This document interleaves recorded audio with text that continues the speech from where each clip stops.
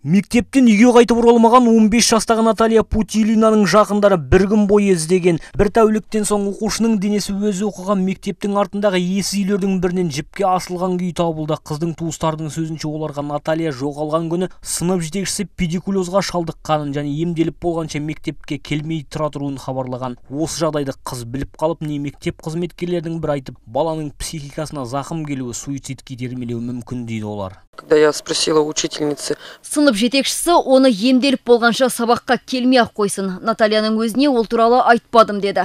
Бірақ сондағы қызметкерлердің бірі басындағы бетті кетірмейінше мектепке келмеуін айтып қалған.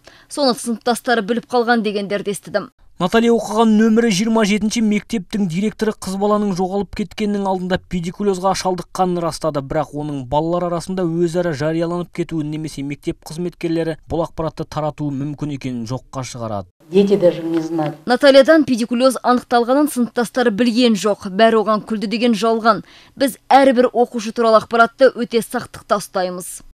Ал медицина мамандары қыздың басындағы жағдайда балалардың күзгі каникулдарынан кейін жоспарлы медициналық тексерісте анықтаған, бірақ ол туралы Натальяның сынып жетекшісінен басқа оның өзі де білген жоқ дейді. Нет, мы такое никогда не говорим. Біз тексеру кезінде ештеңе білдіртпеуге тырысамыз. Тіпті балалар ештеңе сезбес үшін қолға дәптер, қағаз алмай жүреміз. Нәтижесін сынып жетекшісіне ғана айттым.